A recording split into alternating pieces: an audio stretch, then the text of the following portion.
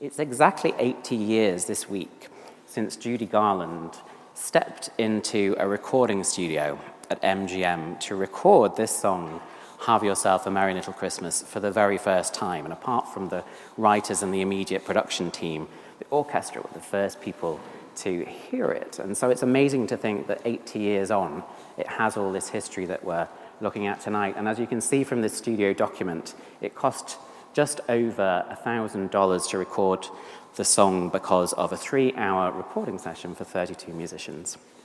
Over the course of the talk, I'm going to be thinking about the context in which the song was written. I'm going to look at the sketches for the song, which I've managed to obtain scans of from the Library of Congress in Washington, D.C.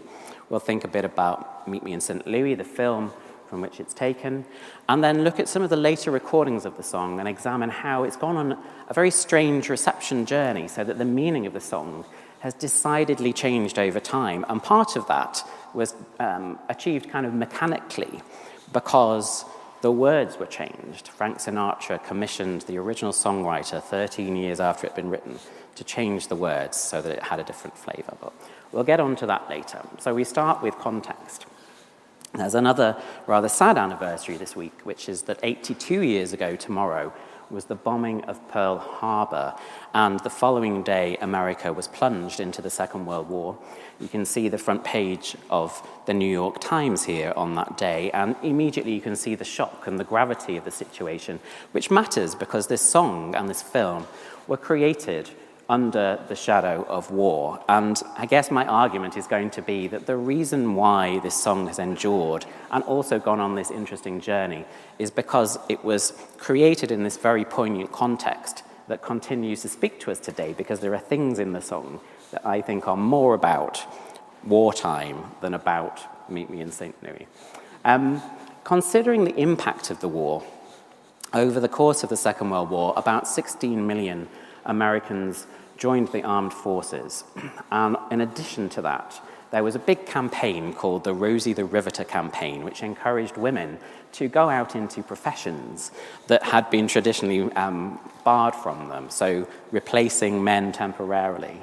And the result of all of this was a lot of displacement, that people weren't where they had been before. So most American families were affected by all of these changes in one way or the other. And popular music responded in a number of ways. One of them was in a series of songs that were sort of jolly songs about fighting, where they were trying to persuade people that it wasn't going to be so bad. So I'm particularly fond of this song, Praise the Lord and Pass the Ammunition, which was written by Frank Lesser a few years before he went on to write Guys and Dolls, which is a masterpiece on in the West End at the moment in I don't know how many revivals it's had now.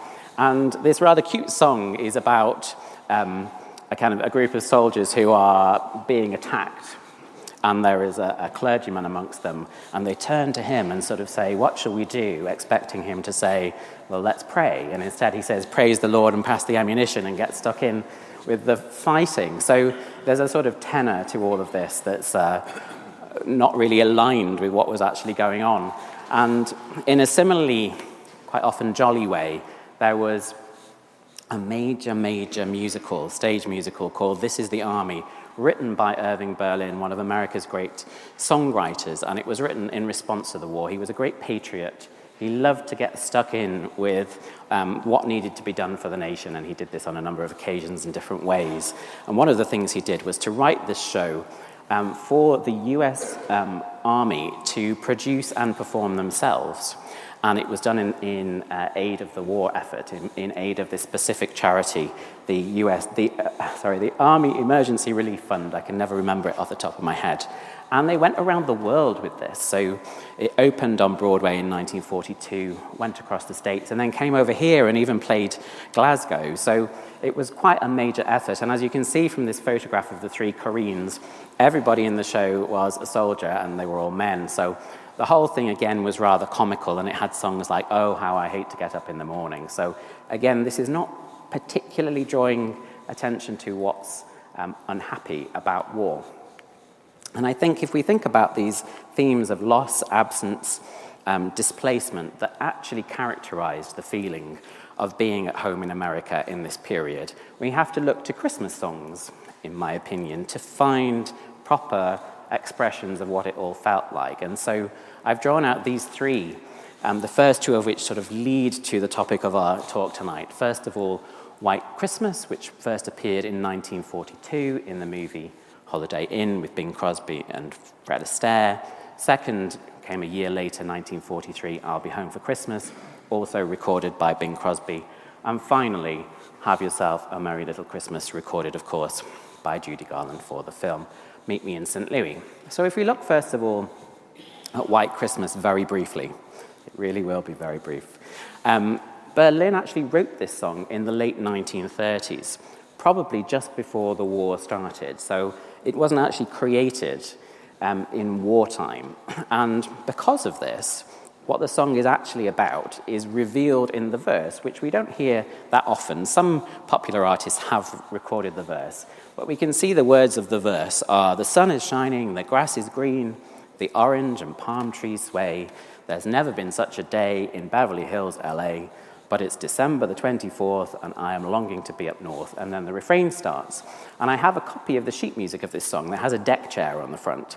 So you'd never know it was a Christmas song. And it's because it's about someone sitting in the sunshine of California thinking about some kind of vague white Christmas in the north. Berlin always intended to go back and added second refrain, but he wrote the song for a musical that was abandoned in about 1938-39, and then took it out of the drawer to stick into the film Holiday Inn, played it for Bing Crosby, who loved it, and then it became a big hit. And if we look at the first couple of lines, it seems to me that this phrase, I'm dreaming of a white Christmas, just like the ones I used to know. And it's that phrase, just like the ones I used to know, that seems to draw on this feeling of absence and kind of poignancy that taps into a wartime feeling, even if it wasn't written during the war. You can see why it was working. And this sense of loss of the past, of something that's no longer here, of something that we had before, that's actually emphasized by getting rid of the verse, because this is all the information we have now. It goes straight in on this dream of something no longer achieved. This was the perfect message for wartime America. And I found this lovely quote. It's actually quoted in the complete lyrics of Irving Berlin book, so I don't want to take credit for researching it, but I was really struck by this quote from the Chicago Times from December 1942, where a major writer, Carl Sandburg, who won the Pulitzer Prize for writing a major biography of Abraham Lincoln, and he said this about the impact of the song in this moment. So this is December 1942. We have learned to be a little sad and a little lonesome without being sickly about it. This feeling is caught in the song of 1,000 jukeboxes and the tune whistled in streets and homes, I'm dreaming of a white Christmas. When we sing that, we don't hate anybody. And there are things we love that we're going to have sometime if the breaks are not too bad against us. Way down under this latest hit of his, Irving Berlin catches us where we love peace. And so it seems to me that this moment solidifies the relationship between Christmas songs being poignant and wartime. And so we move on to the second example, I'll Be Home for Christmas, different writers, but again for Bing Crosby. And this is more explicitly about the war because the words are framed in the form of a letter. So it's about a soldier writing home to his family while he's away from home during Christmas time or during the run-up to Christmas. And the whole thing is a kind of almost like a con, because he says, I will be home for Christmas, you can count on me, we'll have snow, mistletoe and presents, I'll be there on Christmas Eve. And then the final line kills the whole thing because it says, if only in my dreams. So effectively, if we bring the first line and the last line together, we have, I'll be home for Christmas if only in my dreams. And this really tugs on the heartstrings being released at the height of the war. And in fact, it was deemed to be so emotional that the BBC banned it from being broadcast because they thought it was bad for national morale in this country. But it was a big hit in America. And that takes us to the subject of tonight's talk, which is Have Yourself a Merry Little Christmas. And I'm very pleased to say that it's music time. We're going to hear the song now. And I'm also very pleased to say that I will not be singing it. Instead, as you've already heard, one of the great figures of the West End of television and of film is here with us tonight to do us the honor to sing it for us, as well as a few more bits and pieces. So please welcome the great David Bedella.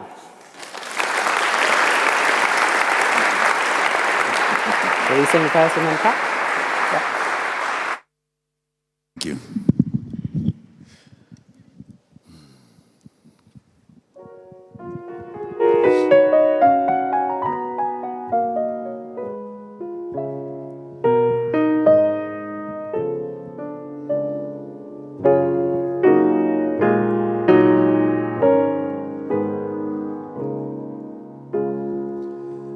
Have yourself a merry little Christmas. Let your heart be light. Next year all our troubles will be out of sight.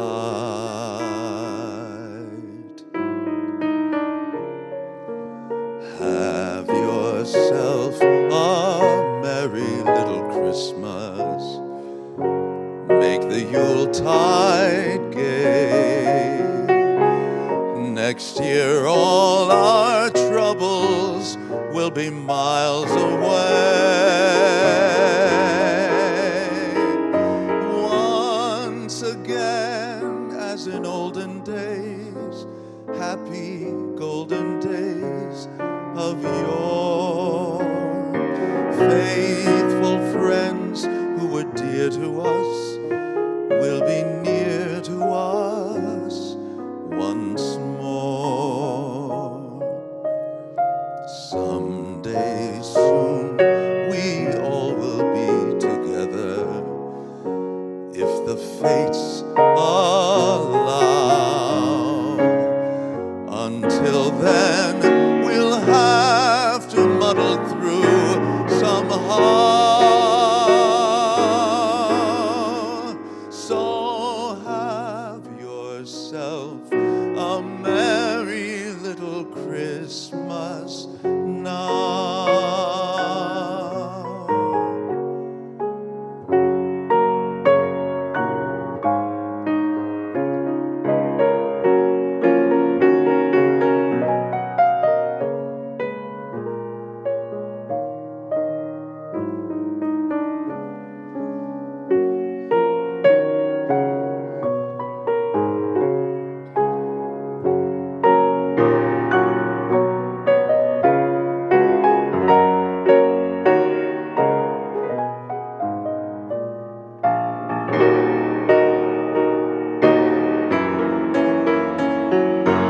Once again, as in olden days, happy golden days of yore. Faithful friends who were dear to us will be near to us once more. Someday soon we all will be together if the fates allow. Until then we'll have to muddle through somehow. So have yourself a merry little Christmas now.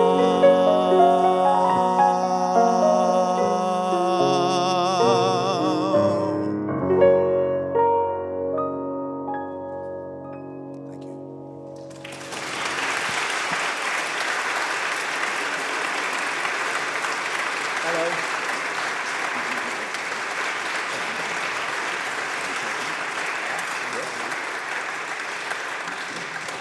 Hello again. Super, you're switched on. I was going to ask you actually, so you grew up in America? I did, yes. Chicago. And I was wondering, can you tell us about the status of Judy Garland in America? Because I think over here, obviously she's very known and she did some late career work here, she did the film. Yes. I could go on singing, and she did various gigs here. But it seems to me, would it be fair to say her cultural status in America is... It is grand. Can you talk about it? Yeah. She had a career that not only, a lot of people know her starting with The Wizard of Oz and sort of ending with A Star is Born, which is a very short span of her career. When I was a kid, one of the things that was on Saturday mornings were the Andy Hardy films. She did a whole series of films with Mickey Rooney, and they were young teenagers who were they thought they could fix everything by singing a song, and we'll get my dad's barn, and we'll get someone to write the music, and we'll put on a show, and that would sort of heal all of the woes of the world. So that's how I first got introduced to Judy Garland, and my parents and I used to watch these films all the time. Are you a fan? Love her very much. Oh, yeah, very, very good. I hope she doesn't mind me taking her songs. No, not tonight. at all. No, I'm absolutely thrilled. Shall we chat more later? Absolutely. About our next one, because we have a fun surprise coming up. Oh, am I singing again now? No. Okay. Bye for now. No. Bye for now. No, we have to keep the anticipation going for that one.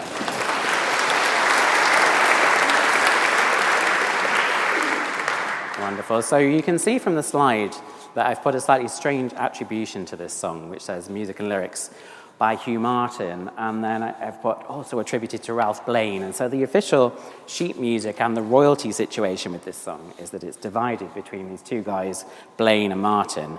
But in actual fact, it's been revealed quite a long time ago that Ralph Blane didn't really have anything to do with very much with any of the songs from Meet Me in St. Louis. And they had a kind of a strange relationship whereby they worked together on films, or they worked on the same films, but separately.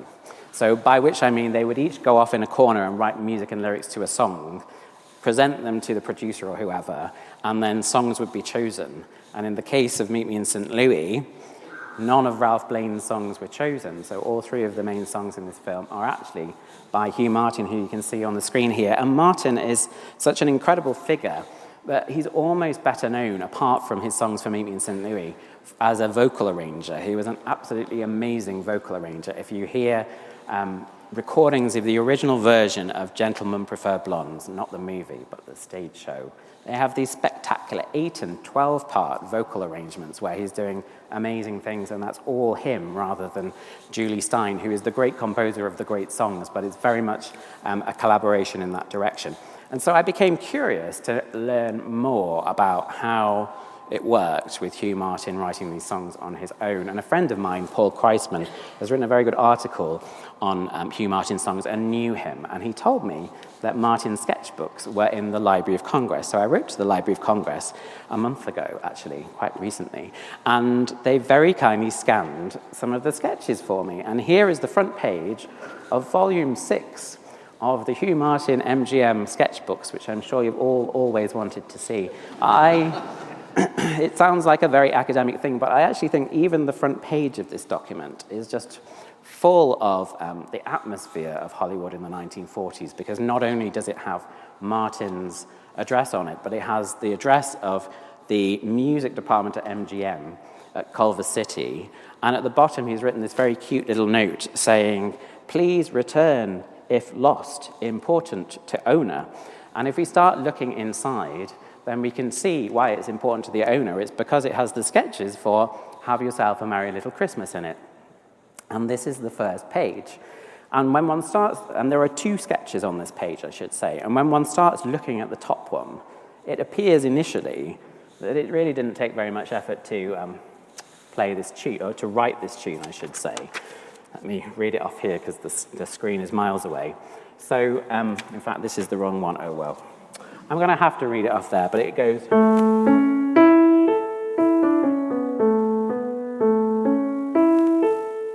Okay, all very good. And then we've got as far as there. And then he has written the correct tune. But in actual fact, underneath that, you can see that originally it went... So even there's something about the workings out of this song that was a bit complicated. And it's kind of weird, because if you just look at the final version of the song, it's so recorded and well-known now that it almost seems kind of innocuous. It seems so obvious, because the tune is just like... the most basic chord in music split into a melody and then a simple scale. But in actual fact, it was quite complicated to get there. Okay, so we carry on. I'm going to have to check what this says now. So it then carries on. And then he does something. And that's how it was going to be. And so he's kind of lost his way and can't work out what to do. So then we see the second sketch at the bottom, which goes...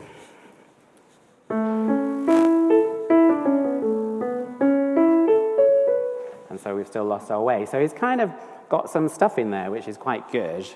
And he's sort of finding the tune. And he's sort of made his way to the middle of the song, kind of. But he can't work out where to go from here. So he then starts exploring the words, logically enough. And there's all these kind of fragments on the first page of lyrics. So at the top we have, while the time is ripe. I guess that would be, have yourself a merry little Christmas while the time is ripe.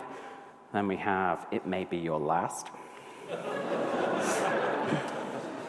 And then we have, trim the tree with glee. That one's not so inspired. And then we have this weird kind of tune in the middle,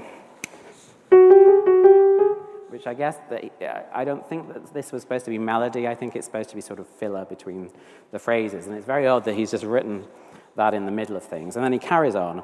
Next year, we'll be far away from home, but if the fates allow, something, something, something, something, rhymes with somehow. And then he's sort of found his way to the end of the song without having written the middle yet, which is, so have yourself a merry, merry Christmas now, and he repeats the word merry. So this is kind of a fun document in that it shows in real time kind of the creation of the song. So we carry on, and we see that already he has tapped into this focus on time, which we saw in White Christmas and I'll Be Home for Christmas, i.e. the past, the future, where we are now. So we have, for example, maybe your last, next year, Merry Christmas now. So he's getting into what's going to make this song kind of magical, which is as much the words as the music, although I think the music is great. So the next page, he's kind of found the structure of the song, not quite the right words yet, but he's finding out how it's going to look. Have yourself a merry little Christmas, it may be your last. Next year, we will all be living in the past, okay? Second phrase, have yourself a merry little Christmas, pop that champagne cork. Next year, we will all be living in New York. And this is to be fair to him, this is a reference to the plot of Meet Me in St. Louis, in which the Smith family, which it's all about, are threatened with moving from St. Louis to New York because the father gets a job in New York. So it's not as desperate a lyric as it sounds, but it would not have been a hit for Frank Sinatra. So then we get to the most difficult part of the song to write, because it's the bit that gets kind of complex. The middle bits of songs, of popular songs of this kind, the third phrase, the middle eight, the bridge, it's given different kinds of names, is typically the bit that most resembles kind of Schubert or European art music. It's where the songwriter, if they're a decent composer, tries to do something a bit sexy and kind of show off how they can transition through keys or do something a bit imaginative. And so we're back to fragmenting lyric ideas. So we have no good times like we used to have. We will choose to be aloof, which rhymes at the bottom with under some far distant roof. Not so great. We've got no old comrades that once were there. They will wonder where. So it's all getting a bit messy again.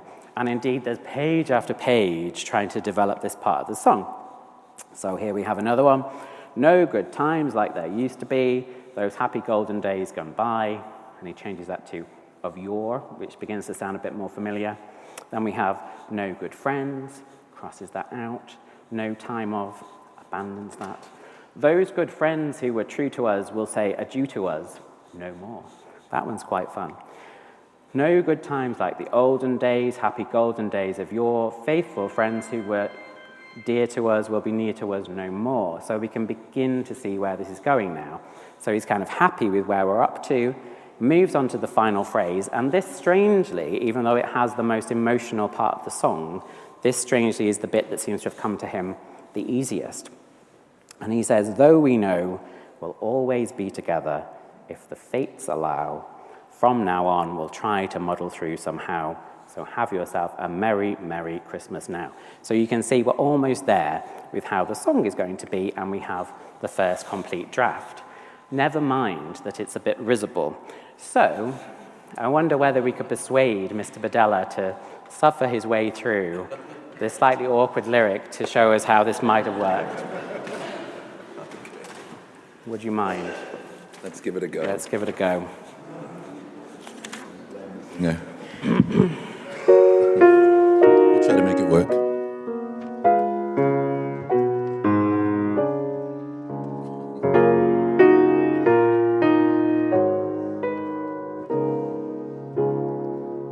Have yourself a merry little Christmas. It may be your last. Next year we will all be living in the past. Have yourself a merry little Christmas. Pop the champagne cork. Next year we will all be living in New York.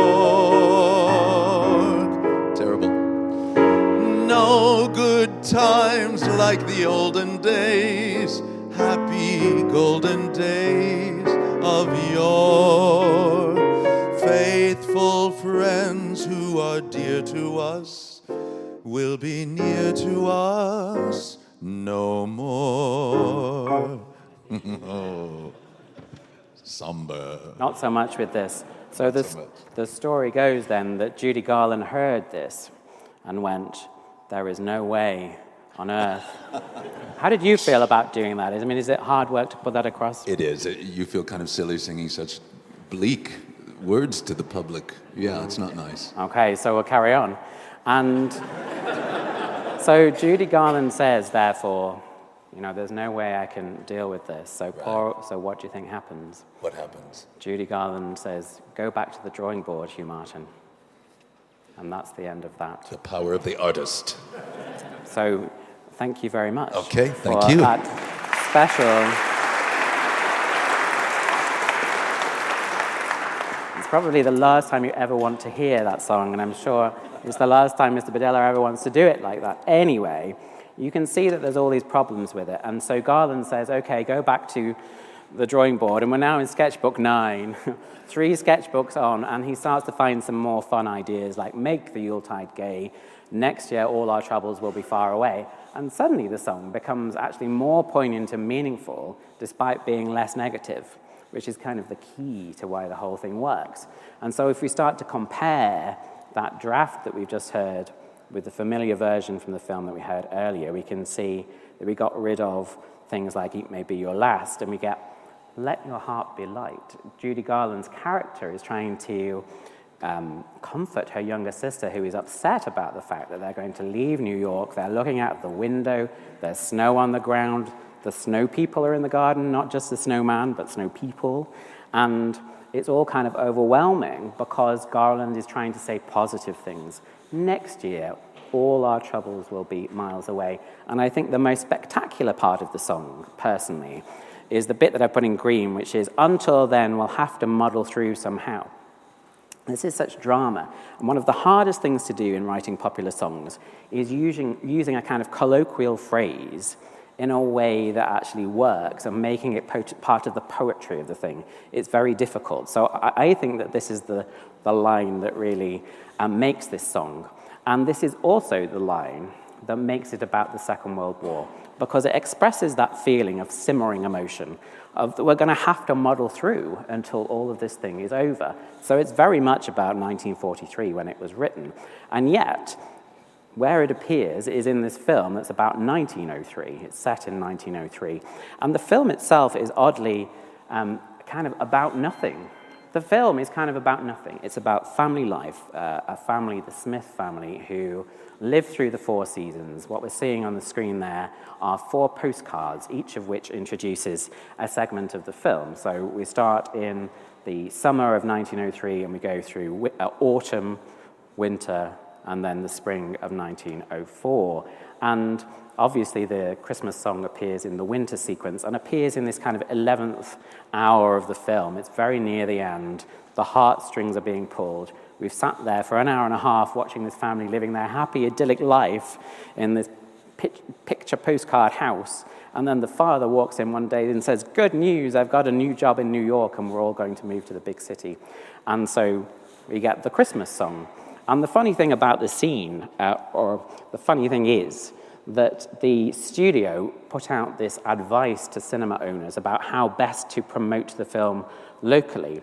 And they created this little thing that says theatre snowman, or for a contest. And they suggested that in snowy states, that the cinema owners should build a snowman on the sidewalk every day, or top it up every day, as a way of advertising the film. And you can see there's this little photograph of Garland and Margaret O'Brien, who plays her little sister. But in the film at that moment, the little sister actually attacks the snowman and knocks them all down. So there's a kind of irony in this. Meet Me in St. Louis is based on a novel of the same name by a remarkable woman, Sally Benson, who is a very, very great writer.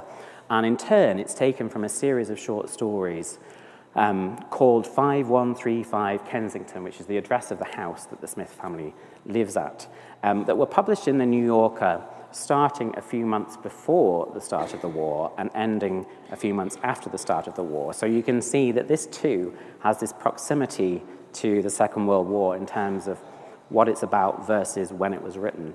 And it was purchased very quickly by MGM and turned into a film rapidly, directed by Vincent Minnelli, starring Judy Garland. The two of them got married in 1945. And it really does, as I said, it really does just focus on the exploits, the everyday exploits of this family. 4 daughters, 1 son, the father, the mother, and the grandfather. Not very much happens. They make ketchup. You know, they have pumpkins. And when I show this film to my students, sometimes they think, I'm having a great time, but I don't really know what this is all about. And the answer is that this was the right film for wartime because it's about the trivial everyday things. And that's very much a part of the Benson original stories, but it completely translates into the film itself too, that it's not particularly the big things that you miss at these moments of displacement. It's the everyday suddenly seems blissful. And this is what the song and the film tap into, it seems to me. The other great moment in the film, which we're going to celebrate now, is the depiction of desire by Judy Garland. Again, this sort of conventional, everyday desire. She sings a song called The Boy Next Door, and it is deliberately a series of cliches, because again, it's tapping into this not very specialness, this everyday thing, where it's special to the person, it's very personal, but it's not extraordinary. And so this is one of the 2 great ballads in the film. We've already heard the first one, but I wonder whether we can possibly demonstrate The Boy Next Door now. Let's do it. Let's do it. Suspend your disbelief.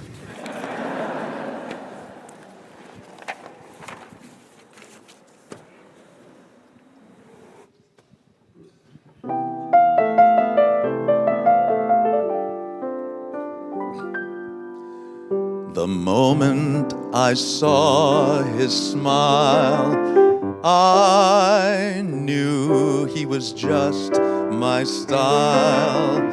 My only regret is we've never met, though I dream of him all the while. But he doesn't know I exist, no matter how I may persist.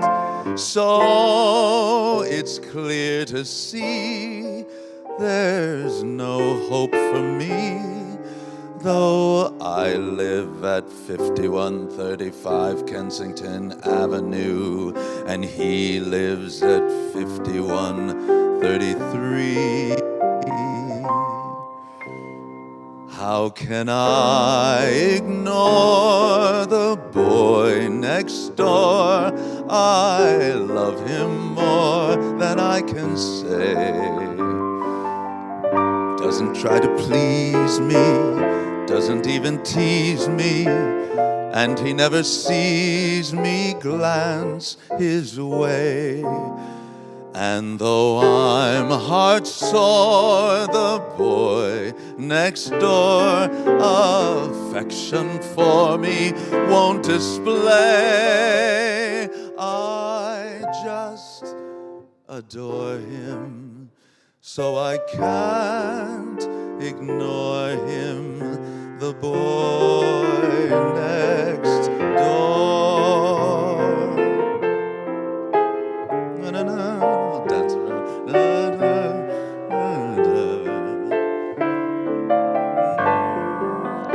I just adore him, so I can't ignore him, the boy next door.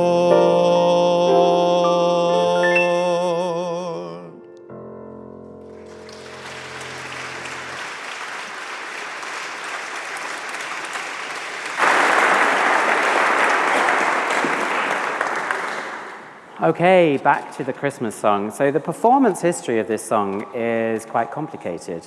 I had the misfortune when I set out on this lecture to think that this wasn't going to be so bad, and then I found a very good but distressing website called secondhandsongs.com, which lists over 2,000 versions of this song, and I thought, how on earth am I going to make sense of all of this? And it ranges from the Muppets to Dame Curie to Canoa.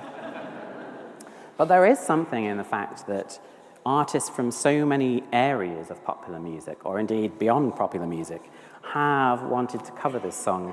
And I think the key to it is the fact that Frank Sinatra in 1957 asked to change the song officially. So he made his first recording of the song in 1948, recorded the Judy Garland version, and then in 1957, by which point he'd become a major recording artist, partly due to the advent of the long-playing record. So Sinatra is at the peak of his pop music powers, and he decides to make a Christmas album in 1957 called A Jolly Christmas from Frank Sinatra. And he said, well, I can't sing this sad song on it. So, dear Hugh Martin, 13 years on, please can you change the words so that it's kind of happy now? And remarkably, he agreed to do it. And so the second Sinatra version replaces various words and also phrases to erase some of this uncertainty and poignancy from it and make it kind of about a merry little Christmas. So there are some subtle changes. He changes, next year all our troubles will be out of sight, and puts, from now on our troubles will be out of sight. So we don't have to wait for the end of trouble, it's here now. And then further down at the end of the song, instead of someday soon we all will be together, he says, through the years we all will be together. So there isn't this sense of having to wait for that either. It's just from now to the end of time, we all will be together. And the biggest change was that he removed the best line of the song, which is, until then we'll have to muddle through somehow, and replaces it with hang a shining star upon the highest bough, which I think is such a disappointing line about decorating Christmas trees now, not managing sorrow. And so the song starts to take a completely different character officially. And from there, other people say, oh, well, this is okay now because this is actually a different kind of song from the one that we thought it was before. And starting particularly with Ella Fitzgerald in 1960, we suddenly get catchy song.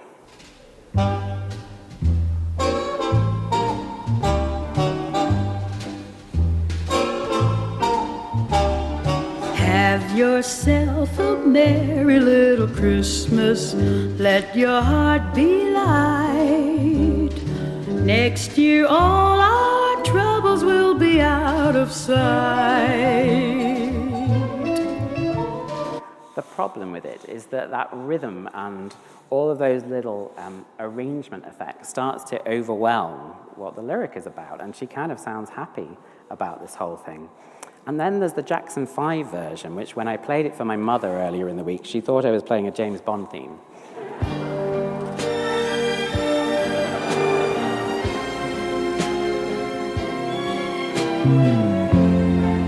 Have yourself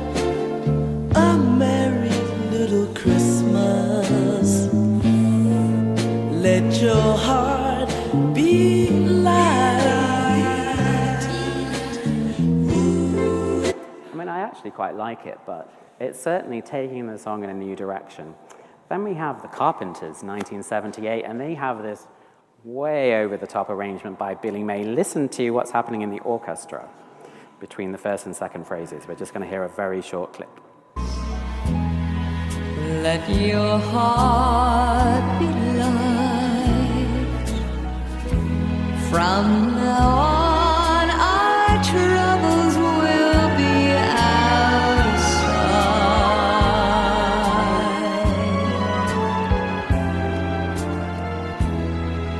I mean, it's clever. I really like it, and I'm really not denigrating any of these artists, but it's a very, very curious decision to sort of flip the significance of the song from this intimacy of the lyrics into all the things that are being thrown at the music by the arranger, if you like. And this continues in other popular arrangements. Here's one that has no sense of intimacy about it at all. It's very catchy. Dear to us, gather near to us once more. Through the years we all will be together. Ever fates alive. Hang our shining star upon the highest bough.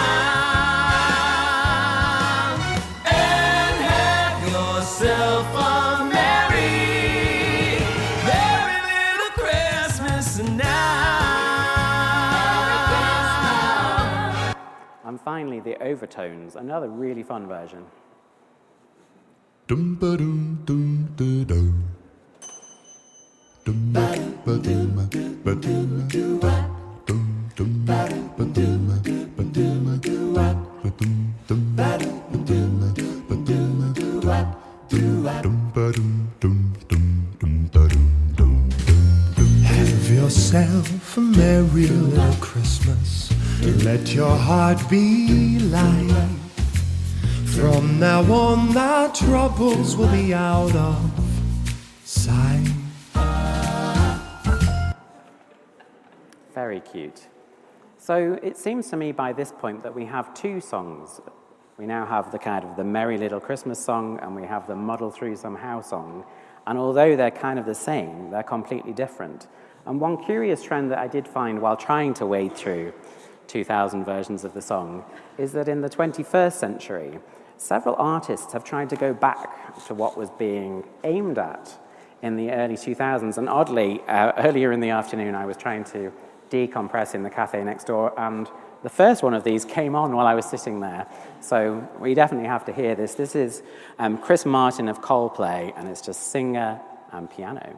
And here we are, as in olden days, happy golden days of yore, and faithful friends who are dear to us, gathered near to us once more. The Sam Smith version starts with 20 seconds of unaccompanied singing. Have yourself a merry little Christmas. Let your heart be light. From now on, your troubles will be out of sight. And there are a number of these kinds of recordings going on. So I guess my conclusion is that one of the reasons why this song is so brilliant and unusual is that the spectrum of ways in which it can be reinterpreted is much wider than your average Christmas song, which is weighed down with season's greetings, because this one is both a dramatic monologue and comforting all at the same time, depending on where you want to take it. Now, there is a coda to this story, which is that, as you know, songs from films can get Academy Awards for Best Song, but Have Yourself a Merry Little Christmas wasn't even nominated for the best song. It was another song that was nominated called The Trolley Song. And if we look at early reviews of the movie when it came out, we can see why. That all the reviewers are latching on to the Trolley Song rather than Have Yourself a Merry Little Christmas in the reviews. In fact, the Los Angeles Examiner says that Garland does a great job of the two ballads, but she's really a baby lark when she goes to work on the top tune, the Trolley Song. And this also became a major marketing opportunity for the film. And so again, the studio was encouraging people to use the trolley scene as the thing to advertise the film with. The inspiration from the song, despite what I was saying about Martin and Blaine before, actually came from Ralph Blaine. The studio was not happy with the songs that the two of them had tried to write for the moment in the film when Judy Garland and all of her friends get on the trolley to go and visit the site of the World's Fair, which is being built kind of up the road. And so they said, we really need a song that's going to be about the trolley rather than where you're going. And so Ralph Blaine, the story goes, went to the library and found a clipping of a trolley car from 1904 in the library. And underneath the photograph, it said, "Clang, clang, clang goes the jolly little trolley." Handed it to Hugh Martin. And this is what he did with it. Please welcome back David Bedella for one final performance. Now you're in for it. I thought about combing my fringe forward, but decided against it. This is going to spin a little bit, isn't it? Let's go for it. Okay. You got your page turner? Page turner, our distinguished Sophie, page the turner, page turner. Sophie. This really could not happen without her, and you're about to see why. Are we good?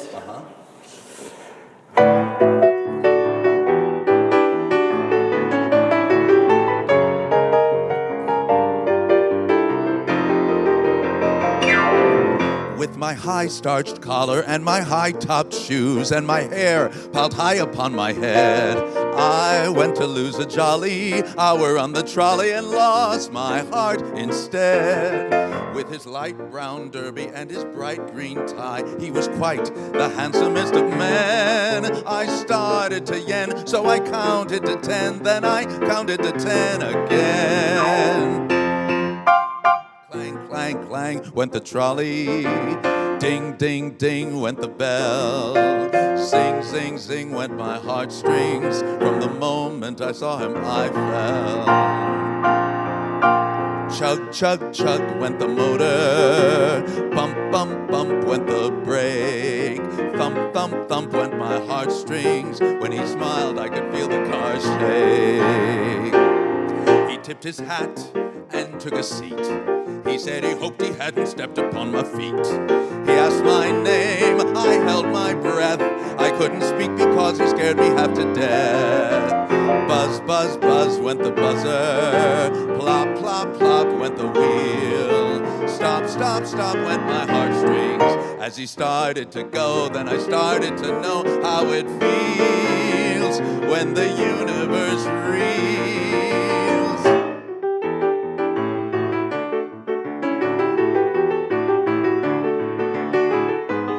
Dominic.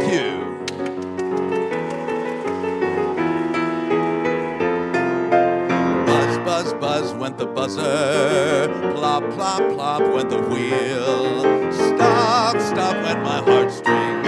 As he started to leave, I took hold of his sleeve with my hand, and as if it were planned, he stayed on with me, and it was grand just to stand with his hand holding mine to the end of the line.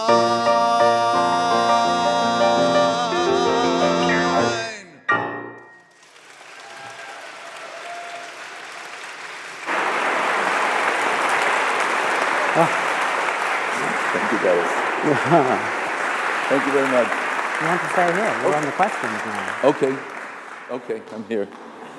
Well, Dominic and David, absolutely fantastic. Thank you for taking us through that song. I've got one question, because we've been open for questions to the floor, which after the console like that seems quite hard. But We're all on the floor now. yeah, okay. The trolley is gone, and so have we. So let's start with you, David. When you start to work on a song, how much of the history of it enters into your working out the interpretation? Because we've seen a long story here leading us up to... I would say quite a lot, because I think with certain songs, they've been in our hearing for so many years that, well, I should just speak for myself. I'm not really thrilled about hearing somebody do their own spin and their own interpretation. That's all great, but really, I want to hear what I fell in love with in the first place. So I tried to be as true to the original versions, the original arrangements, the original phrasing. I tried to take on board as much of that as I could. And then, of course, it's going to be you, because it's coming out a whole different machine than the original person. So that, to me, is enough of a spin to put on it. But I tried to stay true and traditional. I guess that's it. I'm a bit of a traditionalist. And Dominic, you're coming at it as an academic. God forbid. At Gresham College, yes. So working your way through, 2,000 or so recordings of this thing. How do you pick your way through that to find that thread that takes you back to the origin? How do you start doing the homework? Well, I deliberately didn't play the Judy Garland version, and I deliberately really wanted David to come and sing the song, because I wanted someone who was going to be an actor as well as have a lovely voice.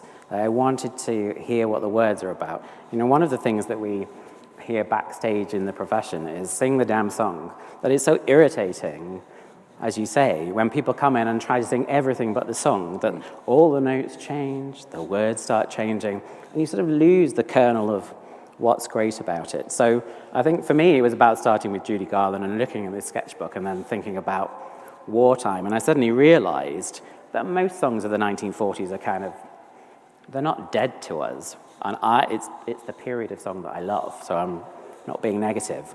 But they do seem about then. Whereas these Christmas songs seem to live through time. They actually have commercial viability, which is very strange. So then I was trying to get into what's all of that about. And I think it's because this sense of loss and poignancy and absence speaks to us wherever we are, because most people feel it. Is this answering the question? Probably not. I specialize in not answering the question. It'll do. I wonder if you have ever seen the film The Victors, which was made in 1963, in which the song Have Yourself a Merry Little Christmas is used to devastating effect. Do you know this? No. Tell us all about it. Well, I managed to see it in 1963, luckily, because it was withdrawn and cut to pieces soon afterwards. A devastating war film, anti-war film, and there is a scene in which a deserter is being taken out on Christmas Eve in the snow to be shot. And over the soundtrack is Frank Sinatra singing Have Yourself a Merry Little Christmas. Devastating. Try to see it somehow. I don't know if it's available anywhere, but do try. I will. Thank you. Could you tell us the title once again? The Victors. The Victors. The Victors. Okay. Next question is Cheery, yeah. What's your favorite Christmas song? The one I go straight to is I'll Be Home for Christmas. It has quite a poignancy for me. I've spent most of my life away from my family because from a very early age I was doing shows, which have you, in the theater when everyone else is at home celebrating Christmas. And then I moved to England, and I've been here for 23 years, and oftentimes wish I was home back in Chicago with my family, and I'm not there. So that song has a particular resonance for me. My mother also used to share that it was her favorite because of the wartime, because when she first knew the song, she had brothers who were away fighting, and she didn't know whether or not they'd be back for Christmas or not, whether they'd be back at all. So it just has a lot of weight to me, and I love it. Great. Well, I have to say this is my favorite Christmas song, but I think so. But it may be that I've just spent so much time with it in the last few weeks that I'm not acknowledging any other song. I think having looked at how much it meant to people in the 1940s during the war, and how much it meant to people who remembered that time, as you're alluding to, that some of the later ones, even by very good people that are very good songs, are beginning to seem to me a bit like they're lacking in substance or lacking in something. which I'll Be Home for Christmas does not lack anything. I think it goes over the top for me. I can't cope with how sad it is. Whereas this one is this sort of simmering, does it for me. I was just wondering, as generally societies become less religious in many ways, whether Christmas songs particularly become more popular, tug at the heartstrings, more so as a result of that, perhaps? I do think it's sorry, I just jumped in. No, I wanted you to jump. Please jump. I do think there's been a significant change in what Christmas means to society. And we Christians now know that this time of year is not just about our beliefs and our religion. And so we have to, I think songwriting has become more ecumenical. It's become open to songs about good feelings and family rather than about Christ our Lord. And a lot of people, myself included, we struggle with the significance. Do we want it? Do we enforce our beliefs by singing these songs, or put those aside and do something that more people can relate to without being disrespectful to other religions? So it's a bit of a struggle to know where to go with the Christmas song these days. Even to call it a Christmas song, separates it from a whole sect of people. So yeah, it's a struggle. Hugh Martin was a Christian, and he actually wrote a religious version of the lyric, "Have yourself a blessed little Christmas."